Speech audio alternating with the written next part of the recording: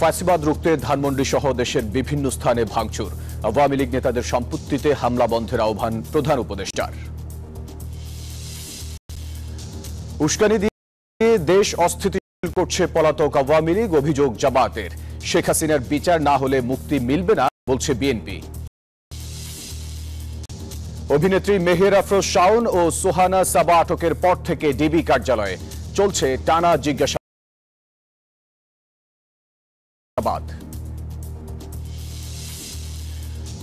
Bangla academy প্রাঙ্গণে চিত্রাঙ্কন প্রতিযোগিতায় বাংলাদেশের চিত্র। ছুটির দিনে শিশু প্রহরে বই মেলায় কচি কাঁচার ভিড়। বই কিনেছে আর একটা রঙের বই মেলা দেখে গাড়ির বই কিনেছি। এবং বিপিএল এর মেগা ফাইনাল আজ, মুখোমুখি ফরচুন বরিশাল চিটাগং কিংস। দুই দলের সমান সুযোগ বলছেন তামিম ইকবাল।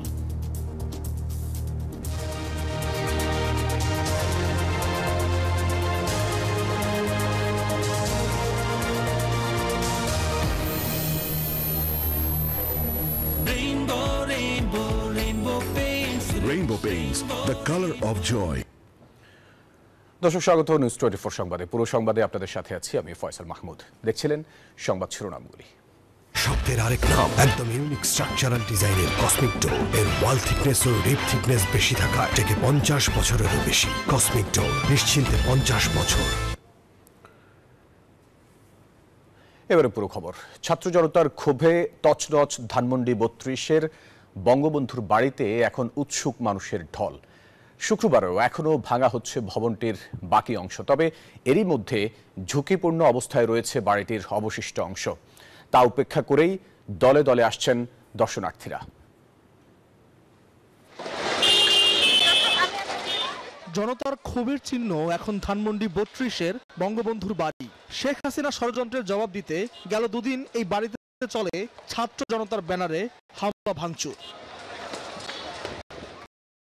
গত বুধবার নিষিদ্ধ সন্ত্রাসী সংগঠন ছাত্রলীগের ফেসবুক পেজে শেখ হাসিনা লাইভ আসতে চাইলে ফুঁসে ওঠে ছাত্র জনতা।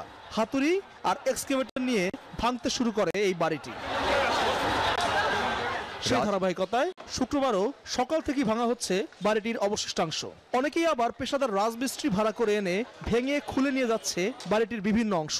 তারা বলছেন স্বৈরাচার হাসিনার সকল চিহ্ন মুছে দিতেই তাদের এই অংশগ্রহণ।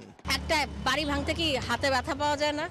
সামান্য একটা জড় বস্তু, এটা ভাঙার জন্য মানুষ এটা ভাঙতে পেরে মানুষের যে আনন্দটা, এটা নিশ্চিহ্ন করার এটাই কারণ যাতে স্বৈরাচারের কোনো চিহ্ন না থাকে। এবং সবচেয়ে বড় মেসেজটা হলো যে আগামী দিনে যারা আসবে, সরকার গঠন করবে, তারা যেন কখনোই স্বৈরাচার না হয়ে ওঠে। অনেকেই আবার এসেছেন পরিবার নিয়ে, নিজের সন্তানকে স্বৈরাচারের শেষ পরিণতি দেখাতে নিয়ে এসেছেন এখানে। শেখ মুজিব এক সময় রাষ্ট্রকে রাজ্যে পরিণত করছে, শেখ হাসিনা এটাকে ভিন্ন হয়তো রাষ্ট্রকে রাজ্যে পরিণত করছে। তো আমার মেয়ে ক্লাস 8-এর স্টুডেন্ট, আমি তাকে নিয়ে আসছি যাতে তার মনেও একটা দাগ কাটে যে স্বৈরাচার হইলে একটা পরিণতি তার হয়। আমরা ফেরাউনরে দেখছি, নমরুদের দেখছি।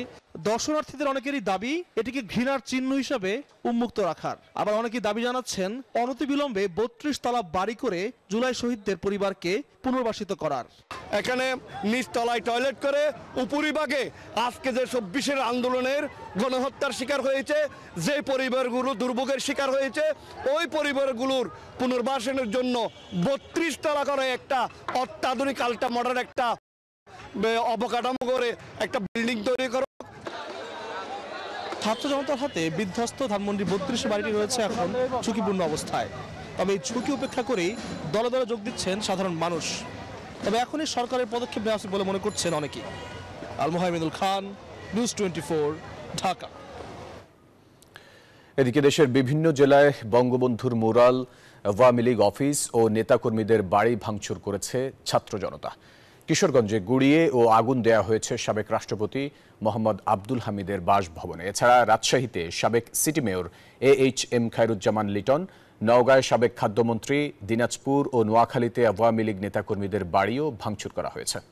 বিস্তারিত ডেস্ক রিপোর্টে।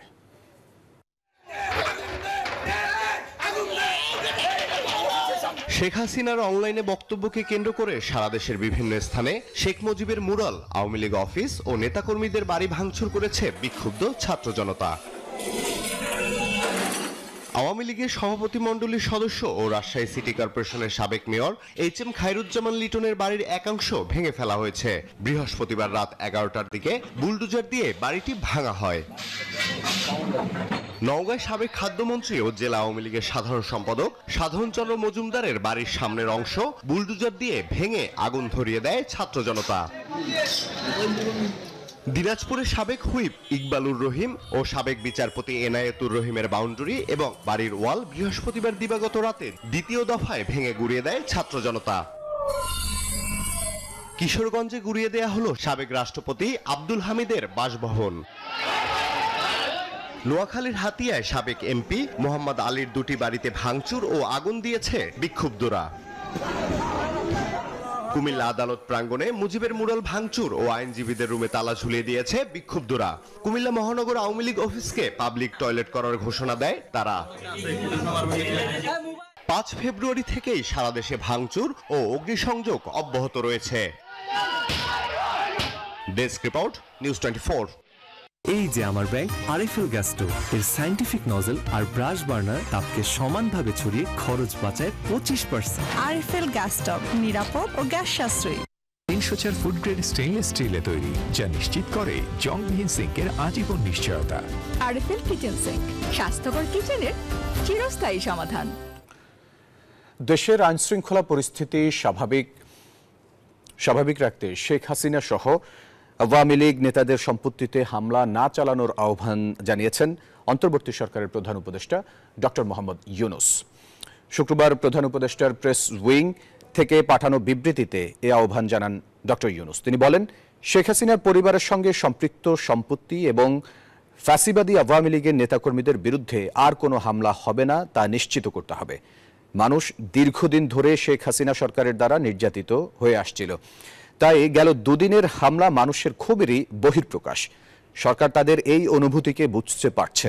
এমনকি ভারতে বসে শেখ হাসিনা বর্তমান বাংলাদেশ সংস্কারে বাধা দিচ্ছে, তাও মানুষকে ক্ষুব্ধ করে তুলছে। তিনি বলেন, হাসিনার এসব কার্যকলাপের কারণেই জনগণের মনে ক্ষোভ বেড়েছে, আর এ কারণেই এসব হামলা ভাঙচুর চালানো হয়েছে।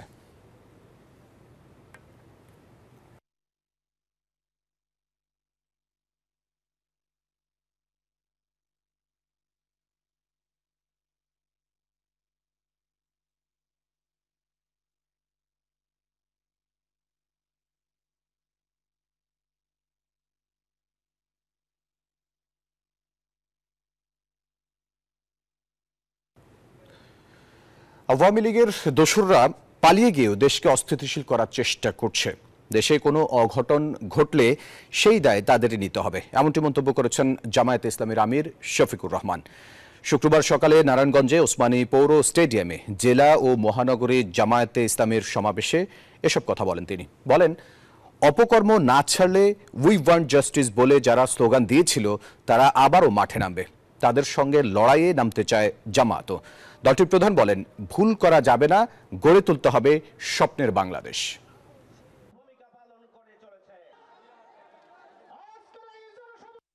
15.5 বছর আমাদেরকে বড় জ্বালাতন করেছে। এখন তারা পালিয়ে গেছে, আমরা এখন স্বস্তির নিঃশ্বাস ফেলতে পারবো। কিন্তু না, তারা পালিয়ে গিয়েও দেশকে অস্থির করার জন্য মাঝে মধ্যে উস্কানিমূলক কর্মকাণ্ড করে থাকেন। সেই রকমই একটা উস্কানি 2-1 দিন আগে তারা দিয়েছিলেন। আমরা আমাদের সন্তানদেরকে, যুব সমাজকে কথা দিচ্ছি, তোমাদের স্বপ্ন বাস্তবায়নে বাংলাদেশ জামাতে ইসলামী তোমাদের কাছে ওয়াদাবদ্ধ। বিজলি কেবলস যে কোনো স্থাপনার বৈদ্যুতিক সংযোগকে রাখে নিরাপদ। এর স্কিন কোটেড ইনসুলেশন সম্পূর্ণ ফায়ার রিটার্ডেন্ট, তাই বিজলি কেবলস নিজেই নিজেকে নেভায়। বিজলি কেবলস, নিরাপদ আজীবন। শেখ হাসিনার বিচার না হলে বাংলাদেশের মানুষের মুক্তি মিলবে না, এমনটি বলেছেন BNP vice chairman Barkatullah Bulu. আর বিপ্লবী ওয়ার্কার্স পার্টির সাধারণ সম্পাদক সাইফুল হক বলেছেন, জাতীয় স্বার্থে সবাইকে একসঙ্গে থাকতে হবে। শুক্রবার সকালে জাতীয় প্রেস ক্লাবে এক আয়োজনে এসব কথা বলেন তারা। রাজনৈতিক দলগুলো আমরা অঙ্গীকারাবদ্ধ জনগণের কাছে, ভবিষ্যতে নির্বাচিত পার্লামেন্ট, নির্বাচিত সরকার, জনগণের কাছে যাদের অঙ্গীকার রয়েছে, তারা বাংলাদেশকে নতুন গণতান্ত্রিক অভিযাত্রার দিকে তারা নিয়ে যাবেন। 90 দিনের মধ্যে এই সরকার একটি নির্বাচনের রোডম্যাপ তৈরি করে দেওয়া উচিত ছিল। আজকে 180 দিন হয়ে গেল, তারপরও আপনারা বলছেন এখনো সময় হয়নি, কিন্তু আজকে জনগণের দাবি, দেশে আইন শৃঙ্খলার পরিস্থিতি নেই। দেশের চলমান রাজনৈতিক পরিস্থিতি নিয়ে বৈঠক করেছে বিএনপির জাতীয় স্থায়ী কমিটি। শুক্রবার বেলা 11:30 থেকে দুপুর 1টা পর্যন্ত এই বৈঠক হয়। দলের ভারপ্রাপ্ত চেয়ারম্যান তারেক রহমানের সভাপতিত্বে বৈঠকে অংশ নিয়েছেন বিএনপি মহাসচিব মির্জা ফখরুল ইসলাম আলমগীর, ডক্টর খন্দকার মোশাররফ হোসেন, ব্যারিস্টার জমির উদ্দিন সরকার, মির্জা আব্বাস, বাবু গয়েশ্বর চন্দ্র রায়, ডক্টর আব্দুল মঈন খান, নজরুল ইসলাম খান, আমির খুসরু মাহমুদ চৌধুরী, সালাউদ্দিন আহমেদ, বেগম সেলিনা রহমান, ইকবাল হাসান মাহমুদ টুকু, হাফিজ উদ্দিন আহমেদ এবং অধ্যাপক ডক্টর AZM জাহিদ হোসেন। এ সময় দেশের সার্বিক পরিস্থিতি নিয়ে আলোচনা হয়েছে বলে জানিয়েছে সংশ্লিষ্টরা।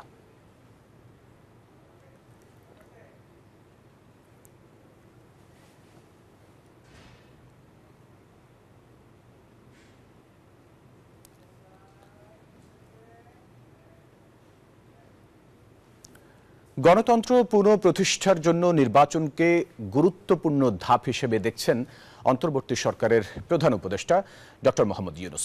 তার মতে চলতি বছরের শেষ দিকে ভোট আয়োজন সম্ভব হতে পারে। ঢাকায় জাপানের ব্রডকাস্টিং কর্পোরেশনকে NHK-তে দেয়া বিশেষ সাক্ষাৎকারে একথা জানান প্রধান উপদেষ্টা।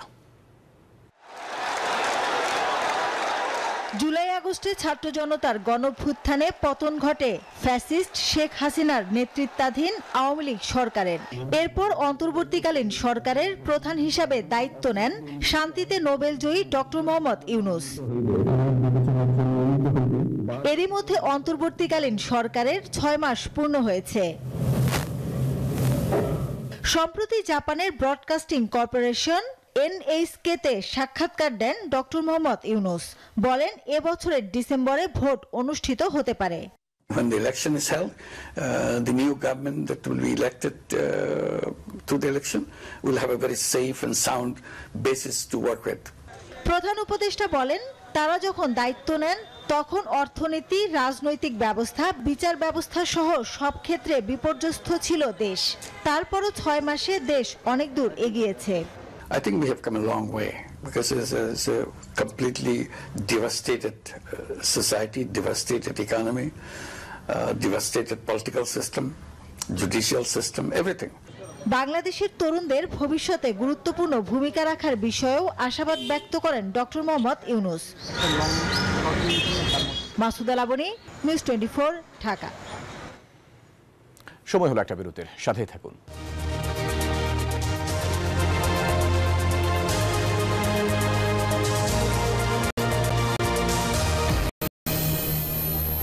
Instant milk powder happy cow, যেমন সাশ্রয়ী তেমনি পুষ্টিগুণে ভরপুর। আর এটা নিউজিল্যান্ডের গরুর দুধ। হ্যাপি কাউ, গরুর দুধের স্বাদ সবাই পাক।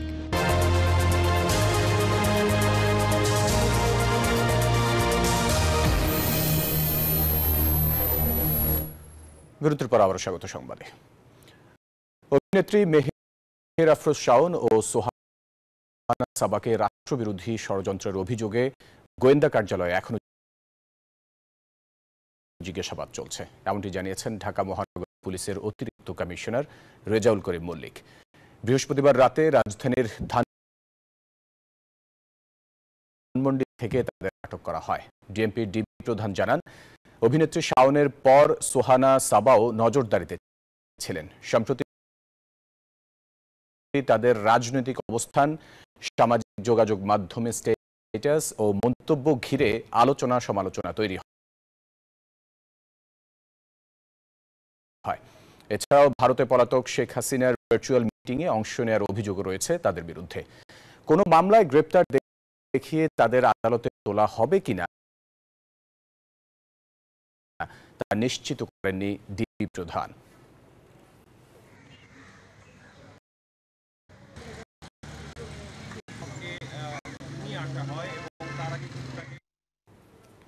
দর্শকের বিষয়ে বিস্তারিত জানাতে গোয়েন্দা কার্যালয় থেকে যুক্ত হচ্ছেন সহকর্মী জুবায়ের সানি।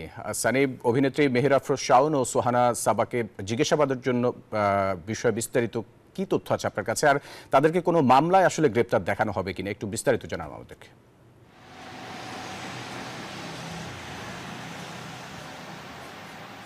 এখন পর্যন্ত যতটুকু তথ্য পাচ্ছি যে তাদেরকে গ্রেফতার দেখিয়ে আদালতে হাজির করা হতে পারে আজকের, কিন্তু কোন মামলায় তাদেরকে গ্রেফতার করা হবে সে বিষয়টি এখনো নিশ্চিত না।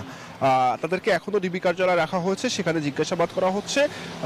হয়তোবা কিছুক্ষণের মধ্যেই তাদেরকে আদালতে নিয়ে যাওয়া হতে পারে এবং অবশ্যই আদালতে নিয়ে গেলে তাদেরকে যে কোনো একটি মামলায় গ্রেফতার দেখানো হবে, কিন্তু সেটি কোন মামলা সে বিষয়ে আসলে নিশ্চিত কোনো তথ্য পাওয়া যাচ্ছে না। কিন্তু ধারণা করা হচ্ছে রাষ্ট্রদ্রোহিতার মামলায় তাদেরকে গ্রেফতার দেখানো হতে পারে এবং স্বাভাবিকভাবেই এই ধরনের মামলার ক্ষেত্রে পুলিশ রিমান্ডের আবেদন করবে, কিন্তু কয়দিনের রিমান্ডের আবেদন করবে সেটি এখন দেখার বিষয়। এখনো জিজ্ঞাসাবাদ চলছে তাদেরকে।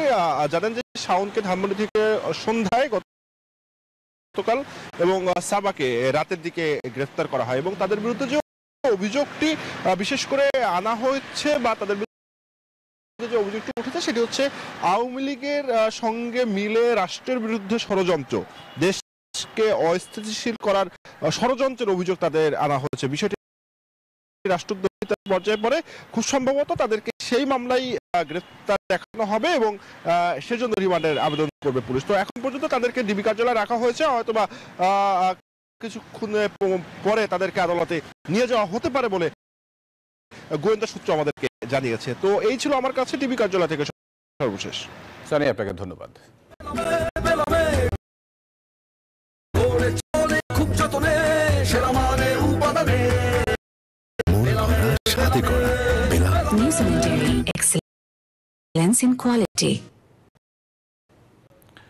অমর একুশে বইমেলার সপ্তম দিনে প্রথম শিশু প্রহরে সোহরাওয়ার্দী উদ্যান প্রাঙ্গণে বসেছিল কচি কাচার মেলা।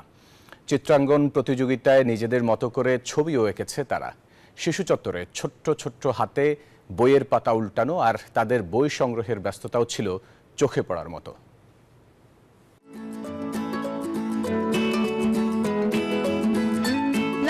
সবুজ মলাটে গল্পের বই, উৎসুক চোখে পাতা উল্টে দেখছে শিশুরা। ছুটির দিনে বইমেলায় প্রথম শিশু প্রহরে এমন অনেক ক্ষুদে পাঠকরা ভিড় করে বইমেলার শিশু চত্বরে। শুক্রবার সকালে বইমেলার প্রাঙ্গণ জুড়ে ছিল তাদের কিচিরমিচির। স্টল ঘুরে বই নেড়ে চেড়ে দেখতে ব্যস্ত ছিল শিশুরা। গল্পের বই, সায়েন্স ফিকশন সহ কমিক বই বেশি পছন্দ করছে তারা। আজকে আমি ভূতের আড্ডা বই কিনেছি আর একটা রঙের বই। বই মেলা দেখে গাড়ির বই কিনেছি। আর সায়েন্স ফিকশন, সায়েন্স ওডিয়া, তারপর পপ আপ বই, অনেক বই নানা ধরনের আমরা কিনেছি। আমি প্রতি বছর বই মেলা আসি কারণ আমার বই পড়তে ভালো লাগে। বইয়ের সাথে পরিচয় করিয়ে দিতেই শিশুদেরকে নিয়ে ঘুরতে এসেছেন অভিভাবকরা। প্রত্যাশা ছোট থেকে বই পড়ার অভ্যাস গড়ে উঠুক তাদের। বইয়ের আগ্রহটা তৈরি করার জন্য বইমেলার এই পরিবেশটা খুব দরকার। তো ভূতের বই কিনে দিলাম আর ছবি আঁকার বই তারা খুব পছন্দ করে। বয়স অনুযায়ী একটু গল্পের বই নিতে যাচ্ছি। তবে প্রতিবারের মতো এবার সিসিমপুরের আয়োজন না থাকায় হতাশ অনেকেই। সিসিমপুর মিস করছি, সিসিমপুর নেই তার জন্য খারাপ লাগছে। মেয়েরা বেশি মিস করছে, বিশেষ করে আমার বড় মেয়ে, ও তো এসে খুঁজছে সিসিমপুর, ওখানে যাবে। এর আগে সকালে বাংলা একাডেমি প্রাঙ্গণে অনুষ্ঠিত হয় চিত্রাঙ্গন প্রতিযোগিতা। এমন আয়োজন শিশুদের মেধা বিকাশে সহায়ক হবে বলে বলছেন অভিভাবকরা। আমার ছবিতে মুগ্ধ, আবু সাইদ এবং যারা যারা মারা গিয়েছিল তাদের সবার বিস্তারিত বর্ণনা আছে। এইরকম ভাবে আরো বেশি বেশি আয়োজন করা হয়, আমার মনে হয় এটা শিশুদের জন্য, তাদের মনোবিকাশের জন্য খুবই ভালো একটা ব্যবস্থা হতে পারে। প্রতি শুক্র ও শনিবার বেলা 11টা থেকে 1টা পর্যন্ত শিশু প্রহর চলবে। এবারে শিশু চত্বরে 74টি প্রতিষ্ঠানে 120টি স্টল রয়েছে। প্রমোদ চৌধুরী, নিউজ 24, ঢাকা। গাড়িটা আমার প্রেজেন্ট, আমার ফিউচার, আমার হ্যাপি লাইফ। আইডিএলসি আমার ফাইন্যান্সিয়াল পার্টনার বলেই কার লোন আমার কাছে লাইফ ইনভেস্টমেন্ট। দর্শক, ধীরে ধীরে মুখর হয়ে উঠেছে অমর একুশে বইমেলা। বিশেষ করে মেলার সোহরাওয়ার্দী উদ্যান অংশে বিকেলে ঢল নেমেছে পাঠক ও দর্শনার্থীদের। বইমেলায় আছেন সহকর্মী অন্তরা বিশ্বাস, আমরা সরাসরি যুক্ত হচ্ছি তার সাথে। অন্তরা, যেমনটি বলছিলাম, শিশুদের ভিড় দেখা যাচ্ছে ছুটির দিনে। পাঠক এবং লেখকের ভিড় কেমন দেখছেন, আর বেচা বিক্রি কেমন হচ্ছে, সবকিছু মিলে একটু জানান আমাদেরকে।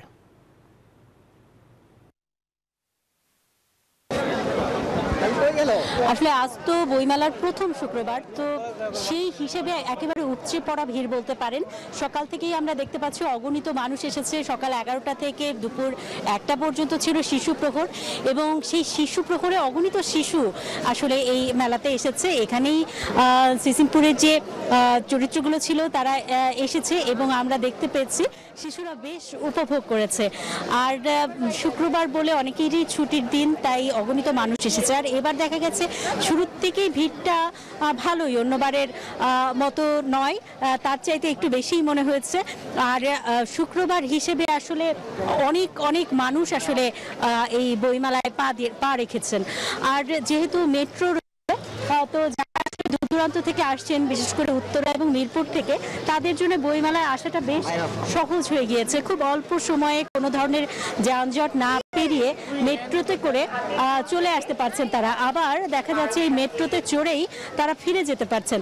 তো এটি হয়তোবা বইমেলায় এই মানুষের ভিড় হওয়ার আরেকটি কারণ। যদিও আমরা প্রতিবারই দেখি যে এই সময়টাতে আসলে বিকেল যত গড়ায় তত আসলে বেশি ভিড় হতে থাকে। এবারও তার ব্যতিক্রম নয়।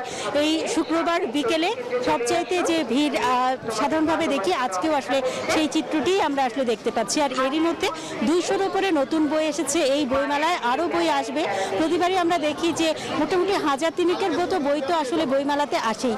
তো এবারও নিশ্চয়ই সেরকমই আসবে, এরকমই প্রত্যাশা প্রকাশক এবং লেখকদের। তো সামনের দিনগুলোতে আরও বই বিক্রি হবে, আরও মানুষ আসবেন, বই কিনবেন, সেই প্রত্যাশাই আসলে রয়েছে প্রকাশক এবং বিক্রেতাদের। এই ছিল আমার কাছে এখান থেকে সর্বশেষ খবর। অন্তরা, আপনাকে ধন্যবাদ আমাদের সাথে যুক্ত হওয়ার জন্য। দর্শক, সংবাদের সময় হলো আরো একটা বিরতির, সাথে থাকুন।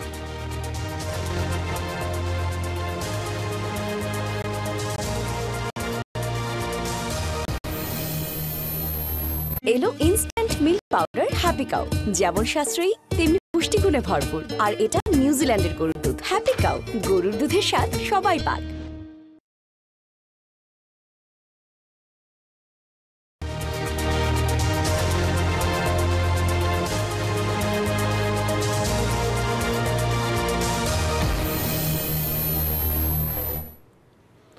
আবার স্বাগত সংবাদে।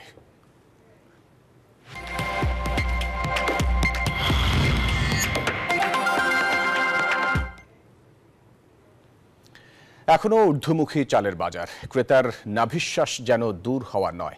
এদিকে সপ্তাহের ব্যবধানে পড়তির দিকে পেঁয়াজ ও আলুর দাম, সবজির বাজারে স্বস্তি। তবে বাজারে নতুন আসা সবজি পটল ও ঢেঁড়সের দাম চড়া। অন্যদিকে মাছ মাংসের বাজারে বেড়েছে ব্রয়লার ও সোনালী মুরগির দাম।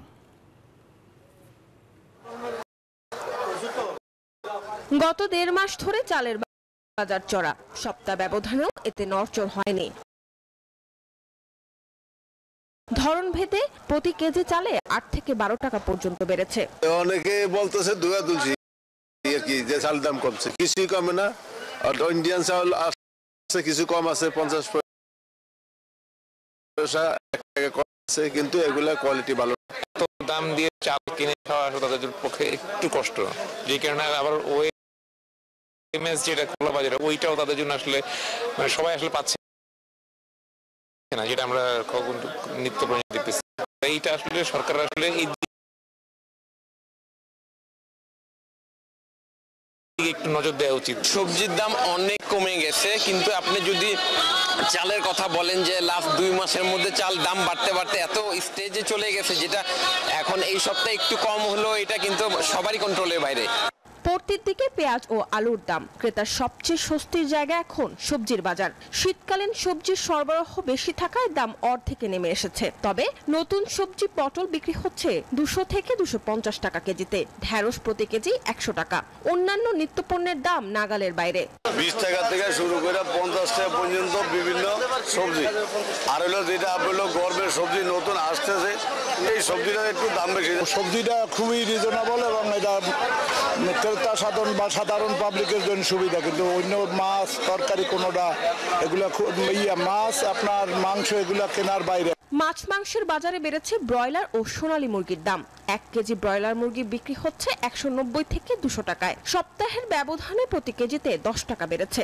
সোনালী মুরগি বিক্রি হচ্ছে 280 থেকে 320 টাকায়, যা আগের সপ্তাহে ছিল 280 থেকে 310 টাকা। মুরগির দাম বাড়ছে, মুরগি শর্ট মারে, আমদানি কমে কেন দাম বাড়ছে। বাজারে কোনো কাস্টমারই নাই, আগে যেরকম কাস্টমার যেরকম কাস্টমার এখন হয় না। এদিকে মাছের সরবরাহ বেশি থাকায় দাম কমেছে, তবে ক্রেতা সমাগম তুলনামূলক অনেকটাই কম। মরিয়ম আজিজ মৌরিন, নিউজ 24, ঢাকা। এবার আন্তর্জাতিক সংবাদ। এবার আন্তর্জাতিক অপরাধ আদালতের উপর নিষেধাজ্ঞা আরোপের নির্বাহী আদেশে সই করলেন মার্কিন প্রেসিডেন্ট ডোনাল্ড ট্রাম্প। বিশেষ করে ইসরায়েলের বিরুদ্ধে অবৈধ ও ভিত্তিহীন পদক্ষেপ নেয়ার অভিযোগে আইসিসিকে অভিযুক্ত করেছেন তিনি। এমনটি মন্তব্য করেছেন ইসরায়েলি গাজাকে যুক্তরাষ্ট্রের হাতে স্থানান্তর করবে, আর এসব পরিকল্পনার সমর্থন জানিয়েছে তেল আবিব। এদিকে ট্রাম্পের পরিকল্পনা মধ্যপ্রাচ্যে উত্তেজনা বাড়িয়ে তুলবে বলে জানিয়েছে রাশিয়া। মার্কিন মিত্রদেশ ইসরায়েলকে রক্ষায় দ্বিতীয় মেয়াদের ক্ষমতায় কোনো পদ্ধতি বাদ রাখছেন না ডোনাল্ড ট্রাম্প। তারই ধারাবাহিকতায় বুধবার তার মাধ্যমে এলো আরও একটি নির্বাহী আদেশ। খোদ আন্তর্জাতিক অপরাধ আদালত আইসিসির উপরেই আরোপ করে বসলেন নিষেধাজ্ঞা। ইসরায়েলি প্রধানমন্ত্রী বেনিয়ামিন নেতানিয়াহুর ওয়াশিংটন সফর এবং ট্রাম্পের সঙ্গে বৈঠকের পরই এমন বিতর্কিত ইস্যুতে সই করেন মার্কিন প্রেসিডেন্ট। মূলত যুক্তরাষ্ট্র ও তাদের মিত্র ইসরায়েলের বিরুদ্ধে অবৈধ ও ভিত্তিহীন পদক্ষেপ নেয়ার অভিযোগে নেদারল্যান্ডসের হেগে অবস্থিত আইসিসিকে অভিযুক্ত করেন তিনি। এই আদেশের মাধ্যমে আইসিসির তদন্তে সহায়তাকারী ব্যক্তি ও তাদের পরিবারের ওপর আর্থিক ও ভিসা নিষেধাজ্ঞা আরোপ করতে পারবে যুক্তরাষ্ট্র। এরই মধ্যে বৃহস্পতিবার রিপাবলিকান এই প্রেসিডেন্ট আরও বলেন, যুদ্ধ শেষ হওয়ার পরে ইসরায়েলই গাজাকে যুক্তরাষ্ট্রের কাছে হস্তান্তর করবে, প্রয়োজন হবে না কোনো মার্কিন সেনার। ট্রাম্পের গাজা নিয়ন্ত্রণের প্রস্তাবকে সাদরে গ্রহণ করেছেন নেতানিয়াহু। ফিলিস্তিনিদের গাজা ত্যাগ করানোর ব্যাপারে পরিকল্পনা প্রস্তুত করার জন্য ইসরায়েলি সেনাবাহিনীকে দেয়া হয়েছে নির্দেশ। এদিকে গাজা উপত্যকায় যুক্তরাষ্ট্রের মালিকানা প্রতিষ্ঠা করার বিষয়ে ট্রাম্পের করা মন্তব্য অত্যন্ত বেদনাদায়ক বলে জানিয়েছে রাশিয়া। এর মাধ্যমে মধ্যপ্রাচ্যে উত্তেজনা বহুগুণে বেড়ে যাবে বলেও জানিয়েছে রুশ পররাষ্ট্র মন্ত্রণালয়। Desk report, news 24। এবারে খেলার খবর।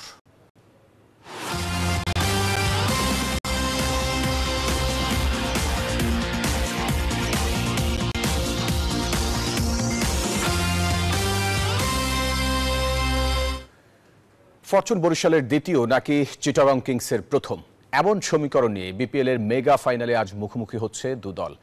তারকা খ্যাতি ও শক্তিতে এগিয়ে থাকলেও ম্যাচে দুই দলের সমান সম্ভাবনা দেখছেন বরিশালের অধিনায়ক তামিম ইকবাল। অন্যদিকে ধারাবাহিকতা রেখে প্রথম শিরোপায় চোখ চিটাগং কিংস কোচ শন পেইটের। মিরপুরের হোম অফ ক্রিকেটে ম্যাচ শুরু হবে সন্ধ্যা 6টায়। বিপিএল এর মেগা ফাইনাল, হার জিতে একটা ট্রফি নিশ্চিত করে দিবে। ফাইনালের আগে বরিশাল শিবিরে নেই কোনো বাড়তি উত্তেজনা, অনুশীলনে সবাই যেন একটা সাধারণ দিনের মতো। কিন্তু আসল যুদ্ধের আগে সৈনিকরা যেমন প্রস্তুত হয়, তেমনি তামিম ইকবালদের প্রস্তুতিও চূড়ান্ত।